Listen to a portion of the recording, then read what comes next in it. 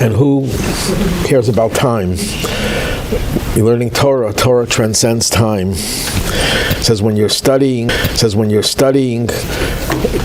the laws of the temple in Jerusalem, in time and space. We're doing Pirkei Avos, Ethics of the Fathers, Chapter 1, in this Mishnah 10. Fathers, Chapter 1, in this Mishnah 10.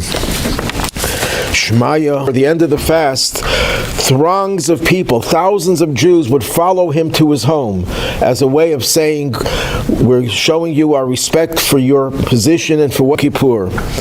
So thousands of Jews are marching behind the high priest on his way home. And then someone notices that Shemaya and Avtalyon, these convinced them. What happened was everyone turned around and followed Shemaya and Avtalyon and abandoned the high priest. What does that tell you? That the high priest they respected not because of who it was, but because of the position. But Shemaya and Avtalyon were respected because these were people who were considered to be very righteous and holy people. Now, the Shemaya and Avtalyon wanted to wish the high priest well, so they go over to the high priest to say whatever they said, however they greeted him. And the high priest was very upset at Shemaya and Avtalyon for taking away the honor, the glory. And the high priest, what? That he paid for. That he paid for, right? And he insulted them and referred to them as, you're not real Jews, you're descendants of the nations of the world, and you don't deserve to be honored. That was more the gist of what they said.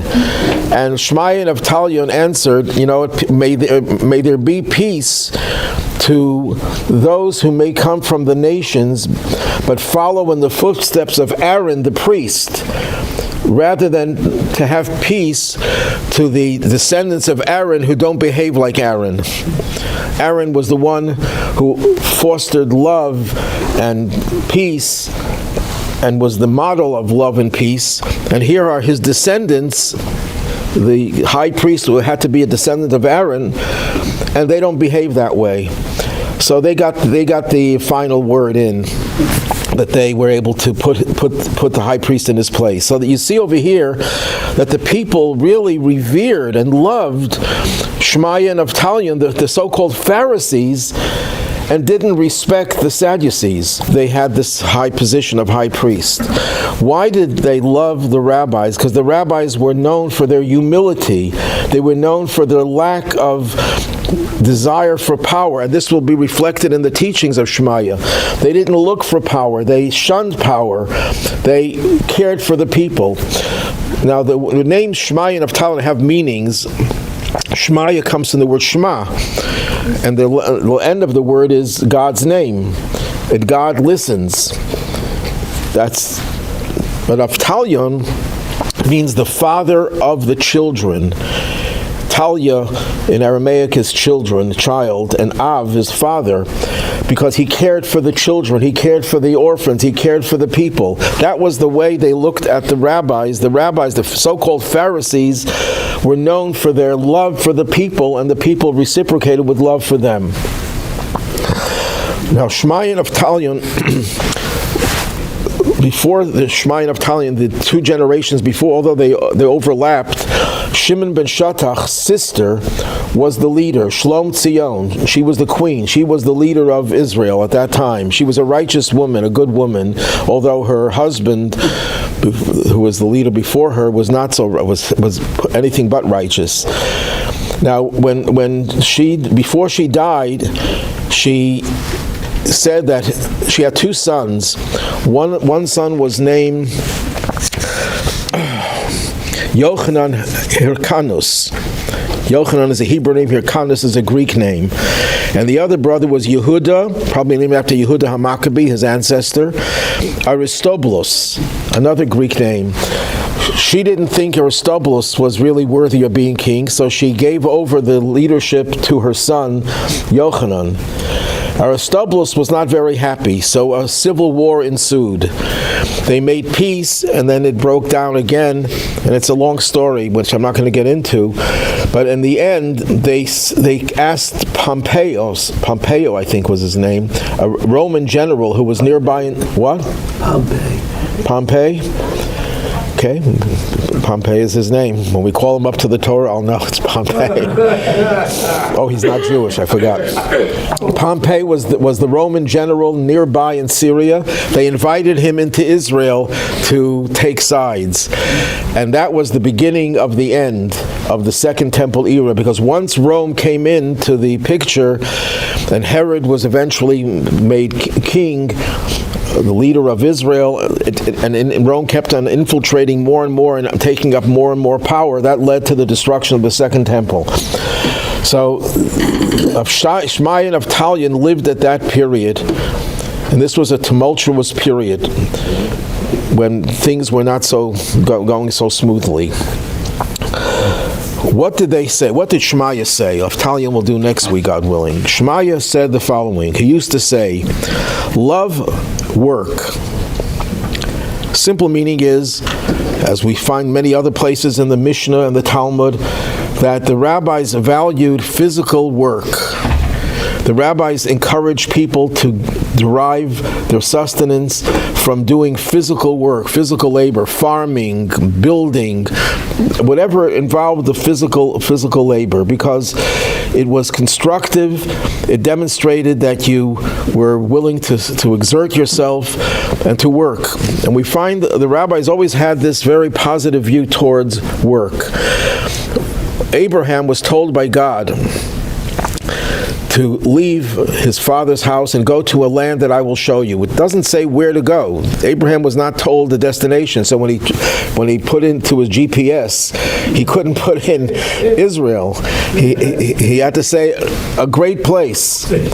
So he was going and traveling, and he didn't know where to end. So he looked around, and he looked at the way the people behaved, and he saw people sitting in the front of their homes and chatting and sitting idle and not doing anything. He says, this is not the place that God wants me to come to, where people have no sense of the value of work.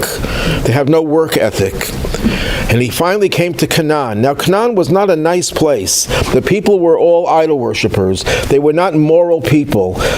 But yet he saw that they were working. They were busy, involved in physical work. He said, this must be the place God wants me to come. What does that mean? The fact that they worked doesn't mean that they were righteous people, but he knew he had some people he could work with. People who have no sense of value of life, who sit idle and do nothing. Those are people that are far from being helped to change their attitudes, because they don't have any substance. They don't have any value to life. Life is a meaningless thing to them. They're just sitting idly, chatting, gossiping, joking. Telling a joke once in a while is not bad, but that's all you do unless you're making a lot of money from joking. Comedy has its value, but if you sit around doing nothing except for joking and idling, that's a negative trait. So this is in simple meaning that you should love work. And this is coming from a rabbi whose whole profession was study. And you would think that you look at a university professor, with all due respect to university professors, they're elitists. They don't focus on work. That's something that they can't relate to because they're intellectuals. And these were intellectuals, but yet they understood the value of work. That's one interpretation. So in general, rabbis, people study Torah and have to do something. Like playing piano. Doesn't matter. You can be a very good piano player. You can be a rabbi. I can be a piano player. He's trying to get me to play piano. If you're getting paid, so that's work. Yeah. Right? So. Right. But.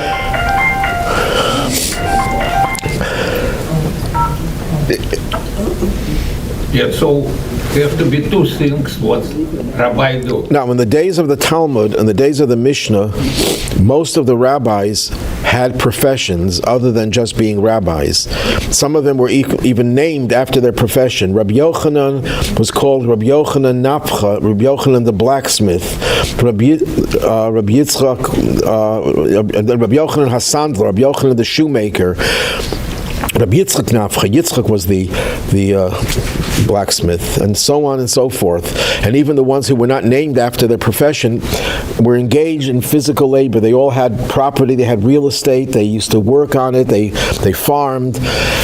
They were not averse to physical labor. And Maimonides says that this is proof that rabbis are not allowed to get paid for being rabbis. They have to have another source of income. They shouldn't use the rabbinate as a source of income. Thank God there were many other great rabbis who disagreed with Maimonides. Also, I'd be in big trouble. How did we get for a period of time, when there was no disgrace in working, right? Like we would call the Salar, whatever it's called, to come to a period of time today where people just sit and study all the time and they don't do anything to earn a living. And they get paid to study. Because you need people who do the studying, although they're a minority, and they have a way of being supported, which is what most opinions say they're allowed to get paid for their study. And it depends on also the needs of a generation. I mean, it's a very messy. There can't be a one-size-fits-all for everyone to say this, that, or the other. Right. He doesn't say you must work. He says you should love the idea of working. Don't look at it as, well, I have no other choice. I have to do it. It's a terrible thing. Look down at it. You shouldn't look down at it. There's another passage in the Talmud that anyone who benefits from the toil of his hands is superior to someone who fears God. In other words, a person who is involved in constructive activity is changing the world. And if someone just has an amorphous sense of reverence for God but doesn't translate it into action, that's inferior. Superior, which means it's a higher level to be involved with the physical world. It doesn't mean you're just doing the physical world. You're doing it with a sense of this is what God wants me to do, and you're serving God with it, which is really well, not just tikkun olam, but why would a person be engaged in physical labor in order to change the world? Yes, tikkun olam, to fix the world, but in order to support yourself. Why do you want to support yourself? So you could live. Why do you want to live? So you could be someone who can serve God. Yes. Do you know, I never use this English word, superior. But right now, before we start, I took... We didn't get to there yet. No, you use this word. Oh, I used it, okay. Superior means higher. Yes. So, paid acting the superior. I'm not up to there yet. We'll soon get to that. But even this that you must work is a higher level, is the very reason why Abraham was led to Canaan. Because the work and the potential, he needed the spiritual infusement of what Abraham could bring, but the work portion was already there. Right. Abraham didn't come to make the world civilized. He was more than that. To make the world, you can build a house, but if it doesn't have bulbs, it doesn't have light, it's going to be a dark house. That's a metaphor. You could build the world, you can make the world a constructive place, but you need light. And Abraham was the one who started to bring light. But you can't bring light into a ruin, into a shack. It has to be a proper structure. So when he saw people were working, that means the people were building the world. They were making the world a civilized, inhabitable place. Once it's inhabitable, he says, I could bring light. I can enlighten people to teach them higher things. But if you don't have the basic understanding that you're here in this world to do something, there's a biblical verse in Job, I believe. A person is created to toil. And the Talmud says what kind of toil, and it talks about 3 levels of toil: physical toil, verbal toil, and the toil of the mind. So you need, they're all needed. You need all 3. But one is a foundation for the other. That's one understanding of this. And then it goes on, and now you could ask your question. You shall hate acting as the superior. This is their translation. I wouldn't translate it this way. Hate leadership. Hate power. People should not aspire to have power. People should be happy with being simple. So even though he was very far from being simple, Shemaya was the most intellectual, the most brilliant person alive, and he had tremendous power as the head of the Sanhedrin. He was telling people you should hate the idea of having power. Now, another interpretation of these 2 statements over here, it doesn't say love work, as the way they translate it over here. The Hebrew says love the work. Ha-malacha, which is a definite article, the work. And some say this goes together with hating leadership. You need leaders. You need people who are in the position of leadership. You can't just have everyone being workers and, building things. You need leaders. There's a hierarchy of positions, and they're necessary. You can't have an army with just privates. You need generals. In Israel, everyone is a general, but outside of Israel, you have a hierarchy. You have privates, you have sergeants, you have officers, and you have generals. But even when you're a general, when you have this power, you should love the work involved and not the leadership power that you have, which is the opposite of the way it is in our society today. Our society today, people want power. That's why people run for political office. Yeah, they want to make a difference, they want to help. Some people are more than others. But there's a certain love for having power. And they're saying, don't love power. Love the work involved. Love the toil that you have to work to be a leader. A leader has to be occupied with doing things to help people. When I read the translation, what I got from it is hate acting the superior, like I'm better than you. Which is what the pursuit of power is. Right. No. That's what power. What does power mean? Power means I am above you. No. It's like the Goyim resent that we are the chosen people. They don't understand what we're chosen for. Right, but we're talking about a person who's in leadership. Superior to me, when I read the translation here, it's like, what you should be is humble, not elevating yourself. Well, And our best leaders are people who are humble. The 2 most profound and distinct examples of what this pastor is talking about So are translations Moses, are flawed. Moses and the Rebbe, because they both didn't want what was allotted to them. They, as far as they could, until the edge of being disrespectful to God, they said, no. And this is saying This is saying that. This is saying, don't try to put yourself in that position. God will appoint you if you love. Okay, right. That's how it's interpreted. Don't want to be a leader. Now, does that mean that we won't have leaders? If you don't want to be a leader, and the people who are the most humble don't want to be leaders, you'll never have good leaders. It's anarchy. But if you take on the work, you will become the leader. No. So commentaries explain what it means is you shouldn't try to become a leader.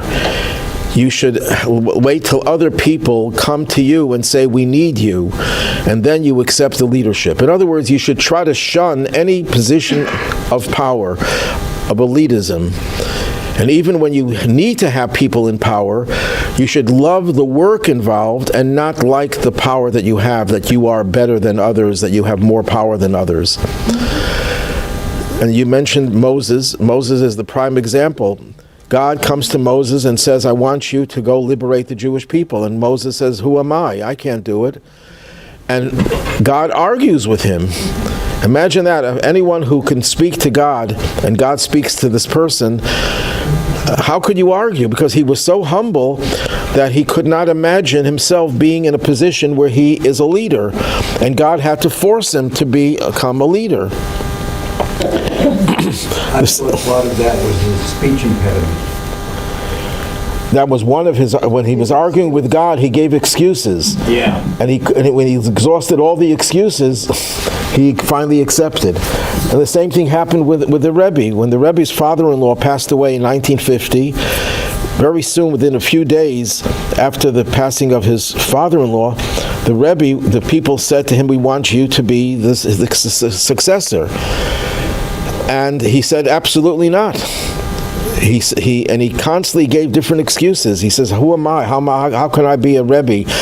The Rebbe once used the example, I wear a hat with the brim down. It was traditional amongst rabbis in Europe to wear hats with their brim up. And I wear a regular suit, a gray suit. I'm not dressed in the Hasidic garb. I'm qualified to be Rebbe, to be the leader. And he gave all sorts of excuses for a full year until he finally accepted. When his wife, the Rebbitzin, told him, if you don't accept, all my father's work will go down the drain. You have no choice. You have to accept it. And at that point, he accepted it. Now, during the year, he gave different excuses. At one point, he said, if you don't stop harassing me, I'm going to run away to another country. You won't know where I am. And in the first few months, when people would ask him, he would break down crying. Like, I be a Rebbe? It was something that it took a full year for him to finally accept. It was an existential crisis for him. Right. And even after he accepted, he always credited his father-in-law as the Rebbe.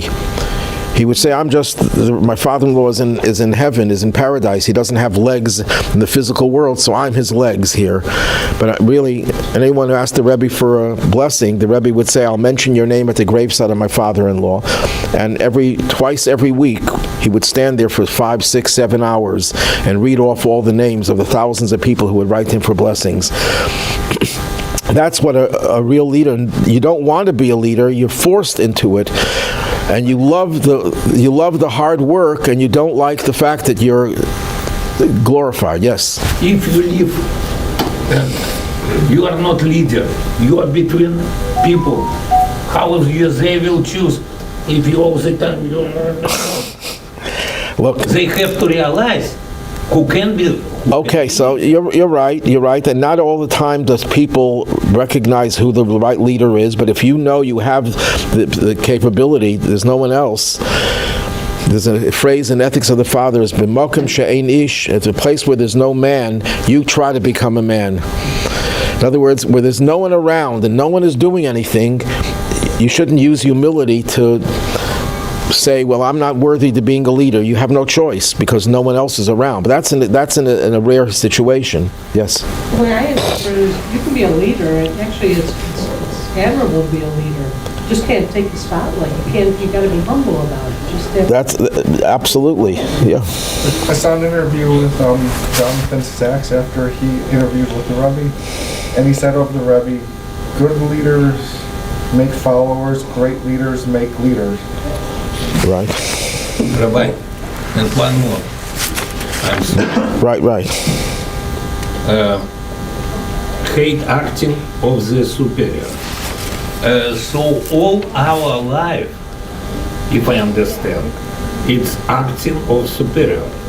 I go apply some job. I have to show what I am more superior. It's a bad translation. It's not a correct translation. It doesn't say superior. It says power, rabbanut. The word rabbi comes from a word that means authority, higher authority. So he's saying, don't hate the idea that you are considered, that you're higher. That shouldn't be what motivates you, that you think that you have power. Love the work that is involved. Obviously, you have to know that you're qualified and that you're more qualified than someone else. You have to know that, but you don't act that you're superior. You don't look down at other people. But rabbis have all the time discussion. They have this opinion, active of superior. No. They're Show what I know better. But they're not trying to show they're smarter. They're trying to show what's right. They're looking for the truth, not who is smarter. If about smarter, about who is higher. You're arguing about a law. They have different opinions. That doesn't mean you think you're smarter or better than someone else. You have to argue as much as you know how to argue and come to reach the truth. Okay.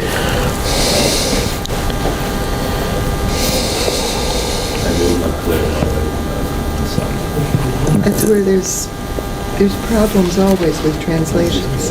Yeah, it's not a good translation. Hate the leadership, hate the power involved. Don't look for the power. Look for the work. There was one rabbi who shunned leadership in the Talmud. Translation is abhor high office. Abhor high office. Yeah, that's. No. Men hate the rabbis, rabbonis, you know? Right, hate being a rabbi. If being the rabbi means that you're the leader and everyone looks up to you, you should hate that part of it.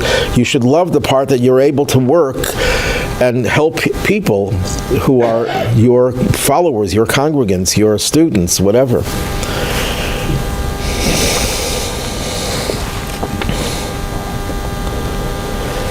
The Talmud records a story with Alexander the Great. He had a meeting with rabbis. And he asked them, what should you do so you should live? To have long life. Mm-hmm. So they answered, to hate leadership, which is like a dig to him. He says, what do you do if you want to die? He says, make yourself a leader, make yourself powerful. And it worked for Alexander. He was in his 30s when he died, so he didn't make it very far. But the Talmud actually says Joseph, of the 12 sons of Jacob, Joseph was the first one to die. All his brothers, he was not the youngest, but he was one of the youngest, and they all lived longer than he did. Why? Because he was a leader. Leadership drains you, takes away your life. Well, So, and Judaism too, that leaders, like in war, Israel sends the leaders into battle first. right, the ratio of officers that died in Gaza is extremely high. You always hear when they talk about the casualties, it's a major, a captain, a lieutenant, a colonel. And they're leaving behind a wife and children and blah. Right. As they say, acharai. You're leading the troops. Yeah. The greater chance of getting killed. You're not sitting in The Talmud tells a story, the Mishnah tells a story. We say this, the Haggadah, every Passover night. Rabbi Eliezer ben Azariah, he says, I was like 70 years old, and I couldn't win an argument. What does it mean that you're like 70 years old? Either you're 70 or not 70. What do you mean I'm like 70? So the Talmud says he was 18 years old, and the Nasi, the head of the Sanhedrin, was deposed. There was a whole controversy, and they removed him as being the leader. And they had to pick a successor. And they couldn't pick any of the people who were involved in the dispute because that would further the dispute. So they decided that the most qualified person was Eliezer ben Azariah. But he was only 18 years old, but he was absolutely brilliant. So he went home to consult with his wife. And he said how am I going to be the leader of the Sanhedrin? They're not going. They look at my black hair. I don't have a single white hair in my beard, and these are all venerable old sages. How am I going to? Overnight, a miracle happened, and his beard turned white. So he says, I'm like 70 years old. I look like 70. So one contemporary rabbi asked the question, once he was elected, and he was already in the position of leadership, how come his beard didn't go back to becoming black again? He no longer needed the white hair to be elected. He said because once he became the leader, it really turned white. It wasn't a miracle. He had all the problems of all the people harassing him. That's what leadership does. The blame goes on you. I mean, when anything happens, when there's a catastrophe, I guess if let there be a fire in California, imagine such a thing happening, who would they blame? They blame the leaders, sometimes justifiably, sometimes not justifiably, but the leaders get the brunt of whatever. Blame Israel. Because fire in Gaza. Because Israel is the leader. This fire from Gaza came to California. So No, but that's the idea. Why do they blame Israel? Because Israel is perceived as being the leader. Israel is the most powerful country in the world. Everyone looks at Israel as the most significant place on earth, and they happen to be right. They say it for the wrong reasons.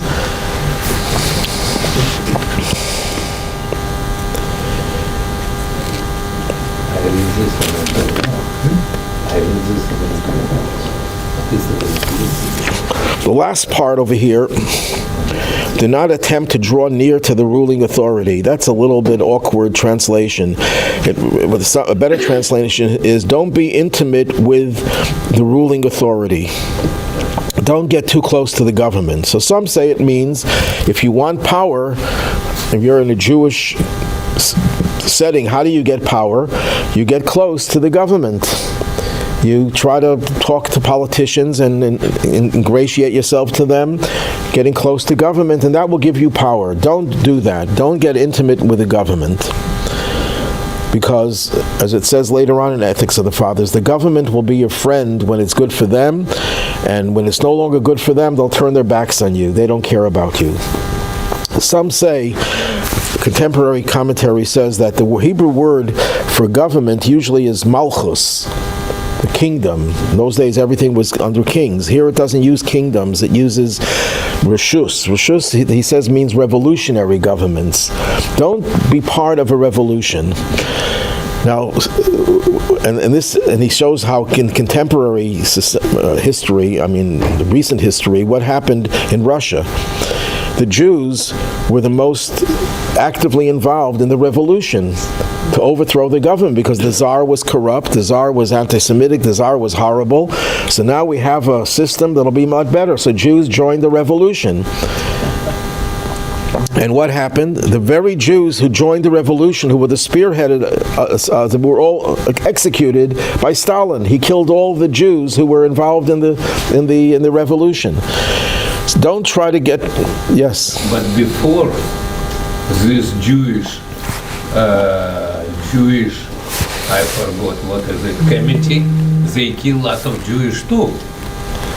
Before Stalin killed these Jews, but before they kill lot of Jewish during revolution and after revolution. Right. The Avtalyon were responsible for more Jewish persecution than the Avtalyon was the Jewish Communist Party. The previous Rebbe, who was arrested and sentenced to death, it was not by the non-Jewish communists, it was by the Jewish communists. The people who arrested him was a Mr. Lulav and a Mr. Nachmanson. Mr. Lulav's grandfather was a chassid. And his grandson was a murderer, a ruthless murderer, because he joined the communists, because they were going to bring equality to the world. They were going to save the world. There was a messianic movement. Jews should not join messianic movements that are secular. We have our own messianic movement. All of our history is about bringing the Mashiach, bringing the world to its intended goal. We shouldn't join other messianic movements because they're all going to backfire on us. That's what a contemporary author, Irving Bunim, says in his commentary on Ethics of the Fathers. I don't know where he gets the idea that this refers to a revolutionary government, but that's his interpretation. I just want to go back a little about the commentary who says that you have to wait for others to ask you to lead. Don't jump into leadership on your own. There's a deeper understanding of that. Leadership, true leadership, comes from a part of our soul that is very deeply embedded in our soul. You can't be a leader unless you experience that deep-rooted power of leadership is activated. And how is it activated? It's activated through other people outside of you who ask you to be the king. The model for this is Rosh Hashanah. What is Rosh Hashanah? Rosh Hashanah is a day that we ask God to be our king. That's what all the prayers are about. Be our king. Because God creates the world and gives it life for 1 year at a time. When the year comes to an end, God withdraws his power of leadership and waits for us to activate it, to reactivate it. How do we reactivate it? By telling God, we want you to be our king. And that reveals God's hidden faculty of leadership, of malchut, the attribute of malchut. We all could possess 10 different attributes, the Kabbalists tell us. And the last of the 10 is the deepest of all the 10. But it's so deep that it's not going to come out on its own. A leader has to be asked to become a leader. So that's why Moses and all the great leaders throughout history, they waited for the people to ask them to be leaders. Now there's some exceptions to that rule, but it's a general rule because true leadership comes very deeply from within our psyche, and you need an outside source. And that's why in Tanakh, in the biblical literature, we find that when they would coronate a king, they would say, Yechi HaMelech, long life to the king. What is the idea of saying long life to the king? It wasn't just a blessing, a wish. It was their way of saying, you are our king, you are our leader, and we're giving you life, not physical life, but life as a leader. So anytime we say those words, Yechi HaMelech, long live the king, we're referring to, and we say this about Mashiach also, we want him to become our king, to reveal his power of leadership. Because that power of leadership, even if he's already a leader, there are deeper levels of leadership.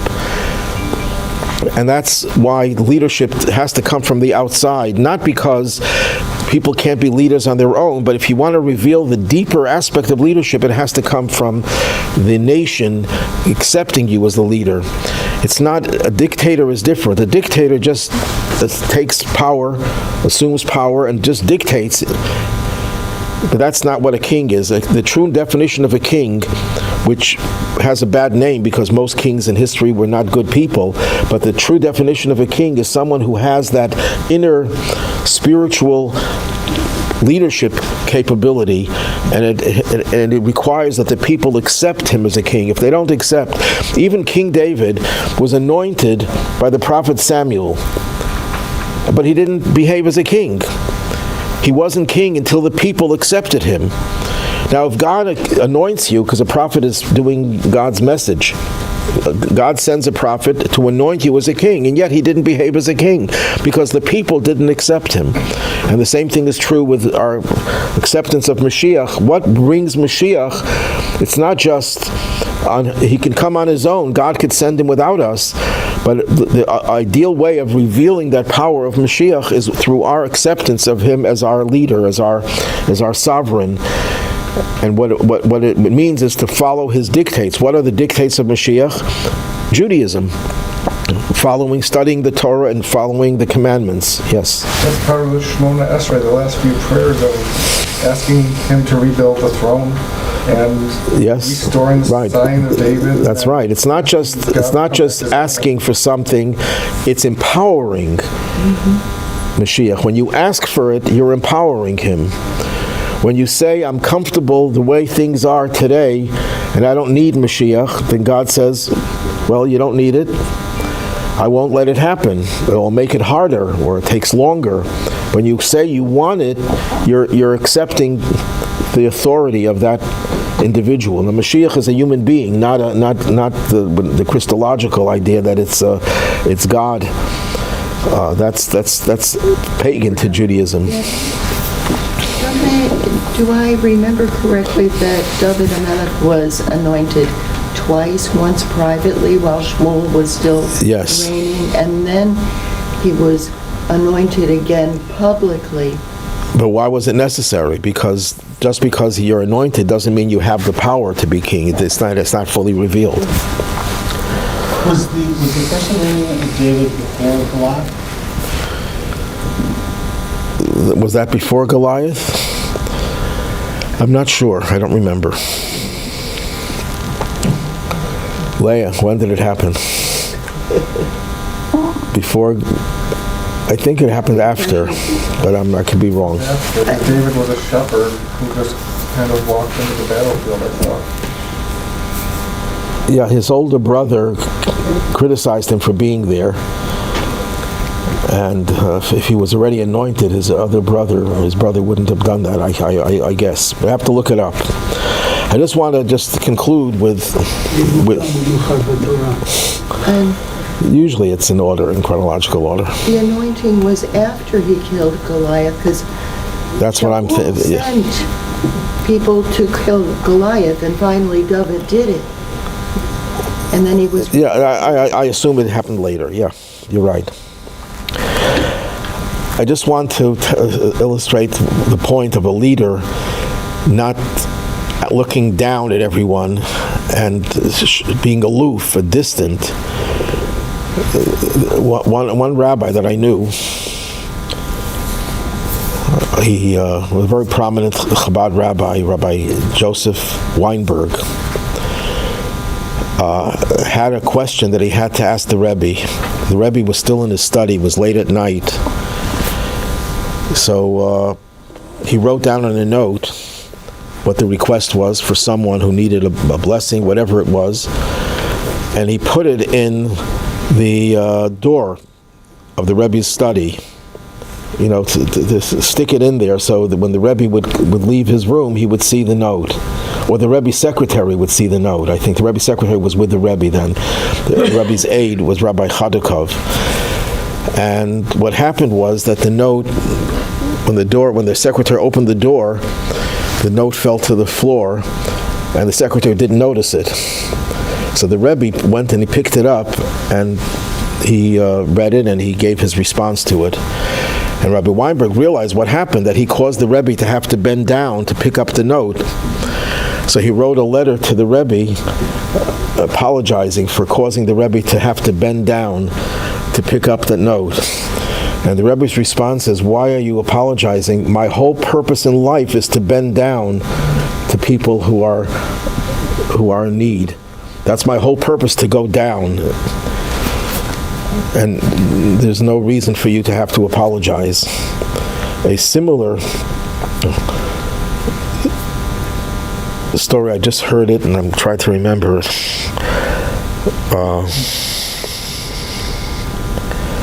I'm having a junior moment.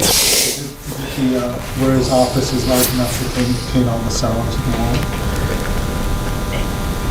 Yeah, he said something like that also. The story is that someone interrupted. The Rebbe was walking from the synagogue to his study, and generally speaking, it was not a time to stop the Rebbe to ask him things, because the Rebbe was very busy. And someone stopped the Rebbe and started talking to him and asking for something.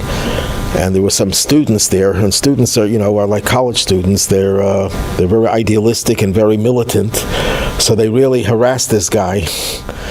How dare you interrupt the Rebbe? And it wasn't the time for you to speak to the Rebbe.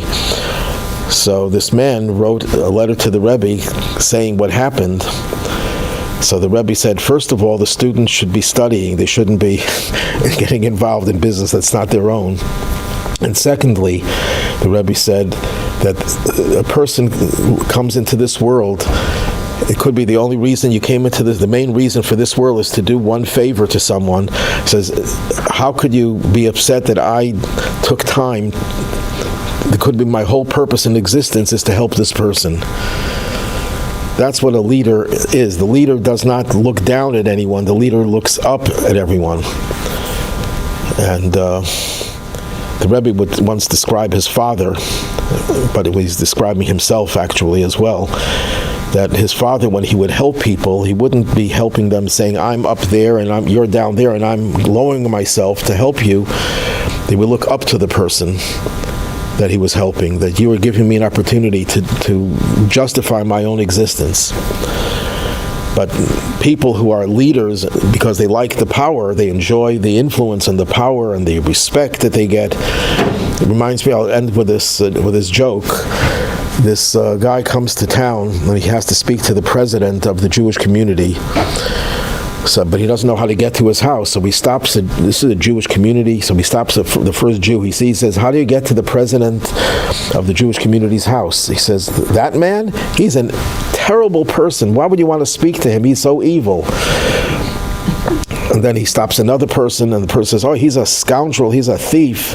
And he stops a third person, "He's the most despicable individual." And he goes through about a dozen people, and everyone says the same thing about the president. So he finally gets to the president's house, and he says, "I want to ask you a question. Why do you want to be president of this community?" He says, "What do you mean, the honor?"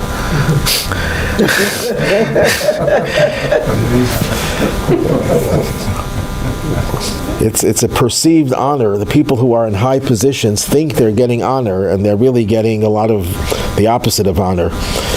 If you just took all the things that people say about political leaders and you put it all together and send them a copy of it, it would be a few volumes, and it wouldn't be very, very pleasant. But people still want power. That's a very powerful urge that people have. So Shemaya is telling us